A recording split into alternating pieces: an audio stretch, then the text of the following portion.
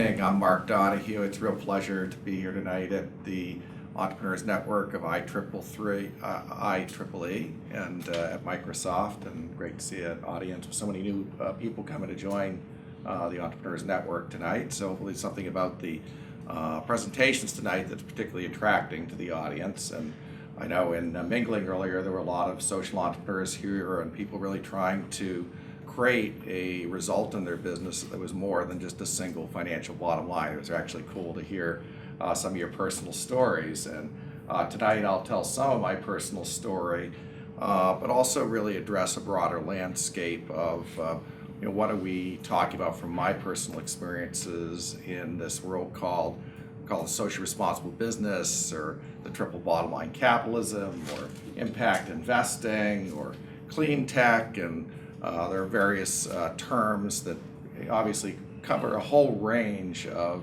trying to do something with entrepreneurship, with capital that serves society from solely a place that is grounded in more than greed, something that is grounded more in a place of common interest, of mutual interest, of trying to actually be aware that we have responsibilities back. With the power that we've been given, the wealth that we've been given, the opportunity, particularly in this society, with the blessings we have in America of capital freedoms, speech freedoms, the opportunities for education, the infrastructure that's available to us. It's really a blessed opportunity to create, and that's why we have the leading innovation culture in the world. And I would also say in America we have the leading area and sector of action in triple bottom line capitalism on the planet. And we should be very proud about that and how we give back. And that's just not only in the entrepreneurship, but you look at what the entrepreneurs are then doing with the wealth they're creating.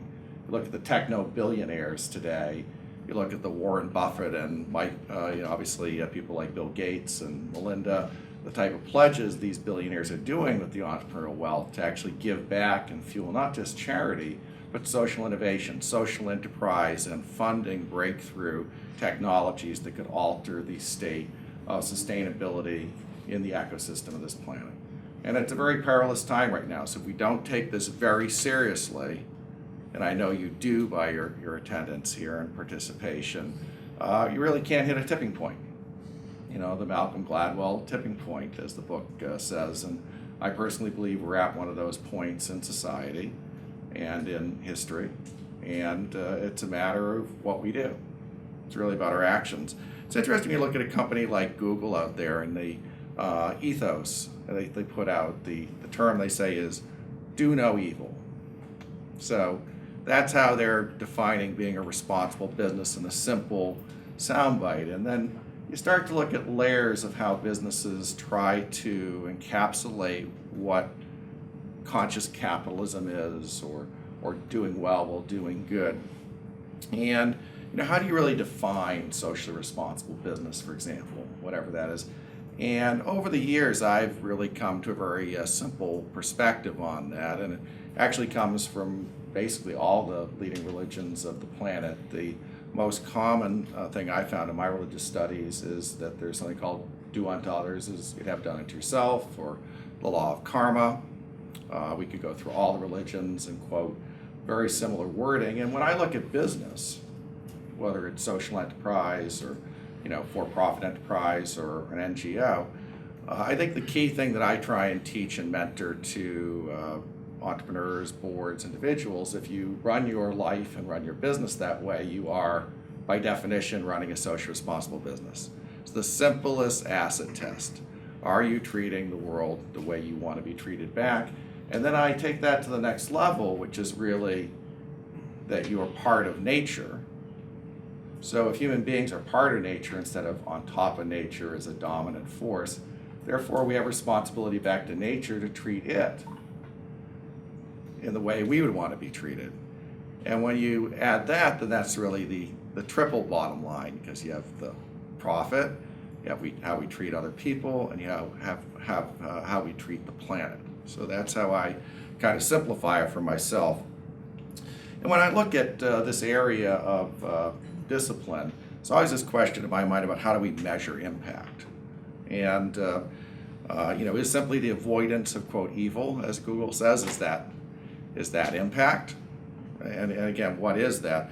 And is it measured by, for example, in reduction of CO2 emissions or charitable dollars raised by a blended for-profit enterprise that gives a piece of revenues to a charity, or employee surveys to measure incremental benefits in ethical, vibrant companies, and practices and policies that lead to a more evolved culture, more caring culture, really more effective culture.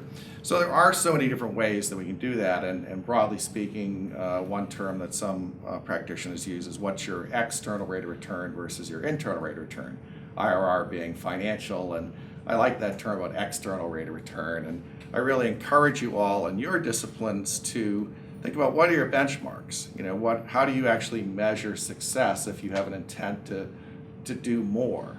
And that way you can also share that with others in a way that's quantifiable and specific to the extent you can find ways to create goals and achieve them. And it feels more tangible. And it also, even from an investor standpoint, from a standpoint of even PR and branding of a company, it's very important today to have specificity as this discipline starts to become much more dominant in society, particularly in our very well-evolved and well-capitalized and successful society.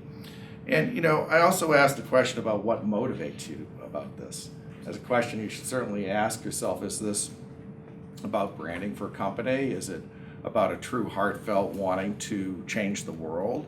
And these basic questions are really good to integrate when you start looking at what your role is in the responsible business, the responsible capitalism ecosystem, because then it comes around to what additional risk are you willing to take?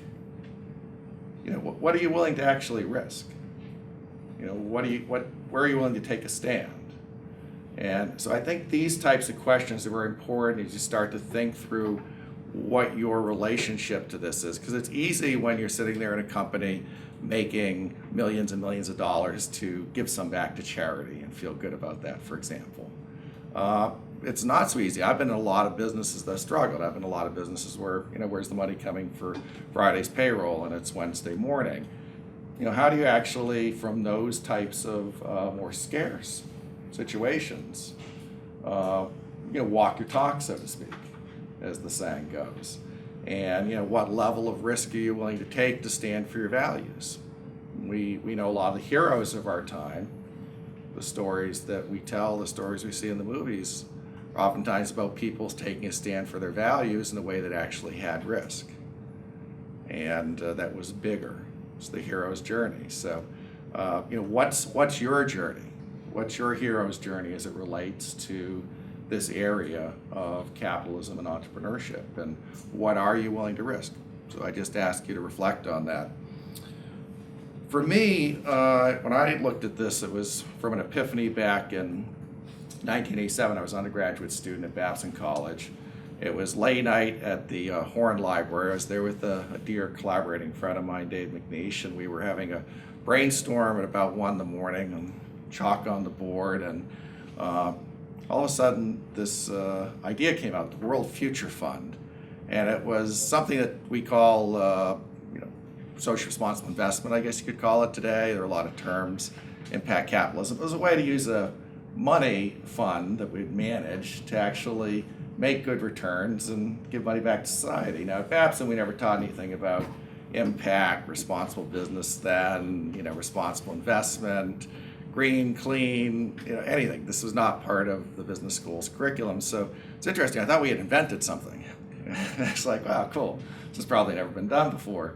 Then I started to do some research and saw that there were real pioneers out there, like Wayne Sylvie, who founded Calvert Investments, the world's largest money manager, Amy Dominy from Dominy Investments, and others who had been pioneering this, particularly related to the apartheid issue from 1978 into the early 80s and how we manage money.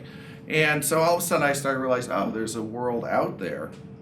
And yet I also made a commitment at that time was that I said, and I come from a lower middle class family, so this might be kind of odd, but I said, gosh, golly gee, when I'm 65, I'm going to be worth either $1 billion or I'm going to be worth 25 million.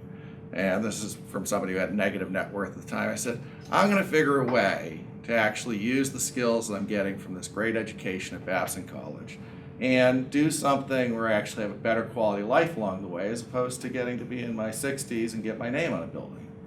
And somehow feeling good about that at the end of the day to justify, so to speak, the means. I didn't want to justify the end. I wanted to justify the now.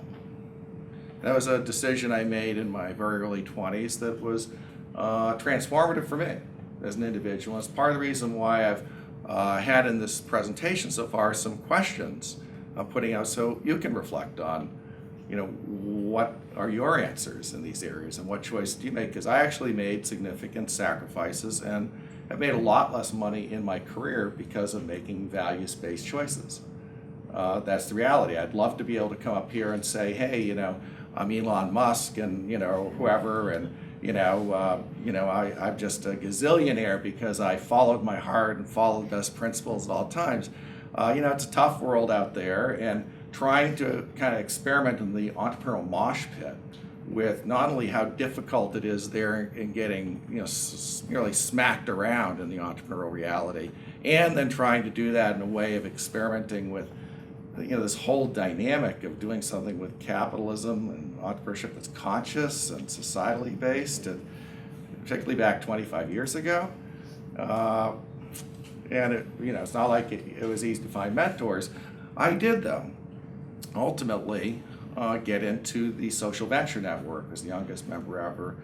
Thank God, in the early 90s, around 92, I got into that.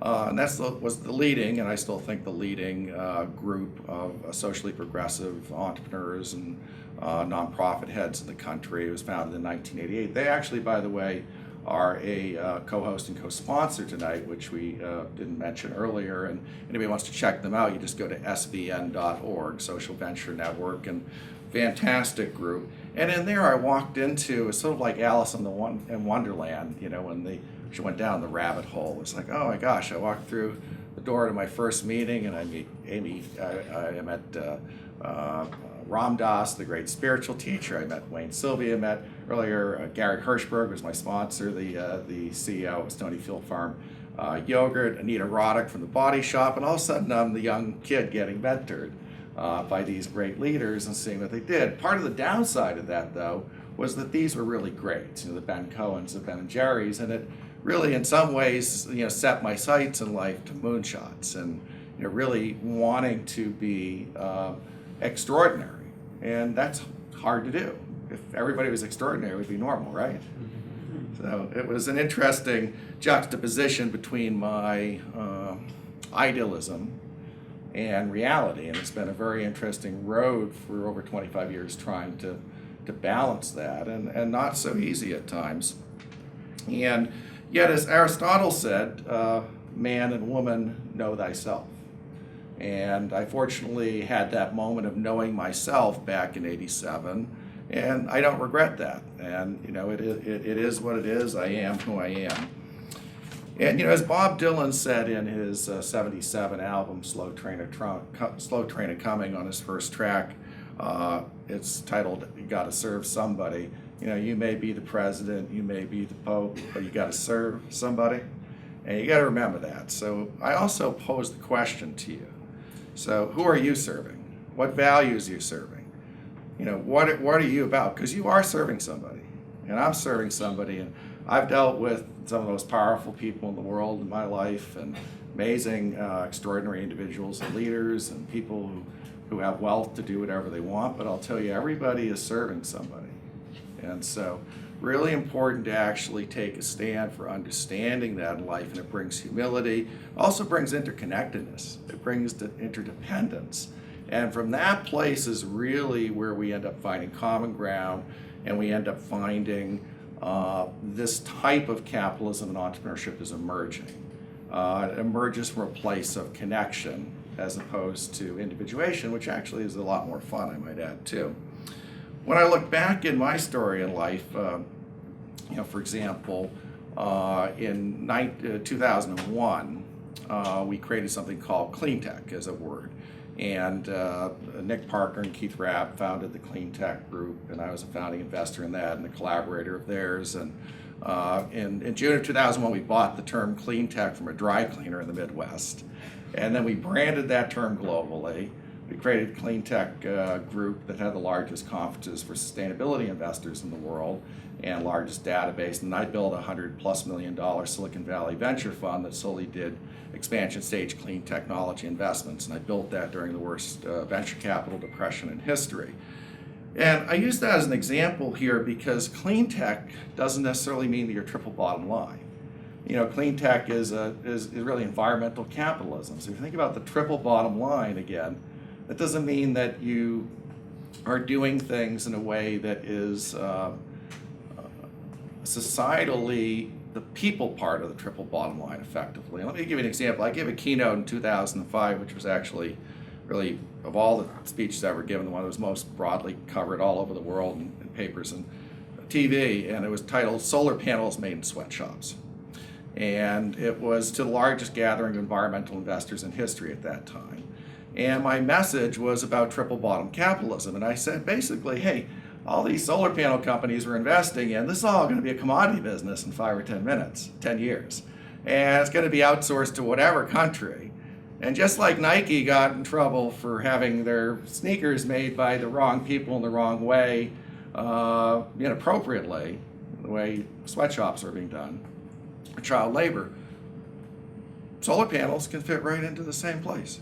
And we as an industry, this is the leadership of the industry, we as an industry need to have an ethical fiber that matches our vision for environmental sustainability through capitalism. And that was really my message, and it was very well served. And it's a good example about double bottom line versus triple bottom line, what the whole really is. I would mention that in the triple bottom line era, Cambridge Associates' recent study, which you can Google, that came out in the last 6 months, regarding venture funds and private equity funds that integrate these types of criteria. So they were defined objectively in the study as what would be called social responsible or impact funds.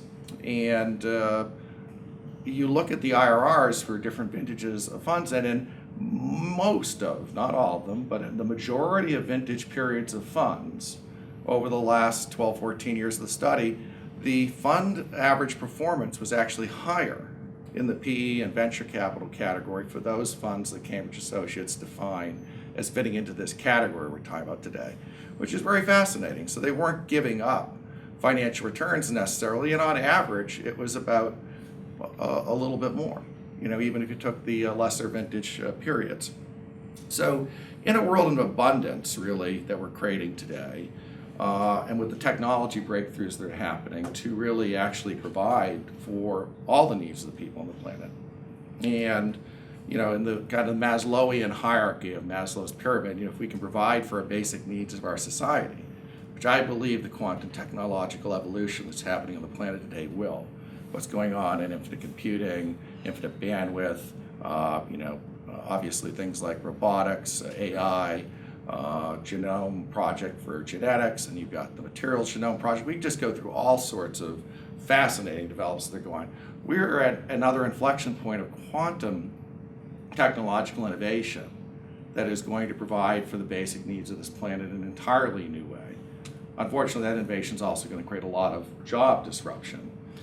But we are living in a world of abundance. So how are we actually going to use that power, and what are we going to do as we emerge into an era here where we can really provide for the world's needs? As many people have said, including myself in the analysis, hey, solar, you only need 6 postage stamps in the United States that are 100 kilometers square.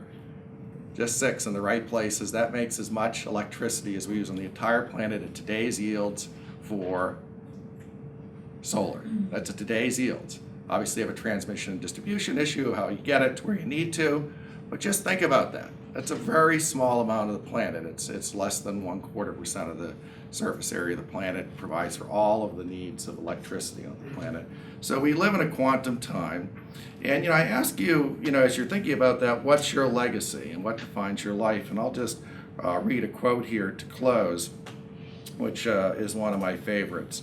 And this is something that I use to help guide me when I'm thinking about my life and my thoughts, my wiring, my wiring as a human being. So I'll close with this 30-second quote.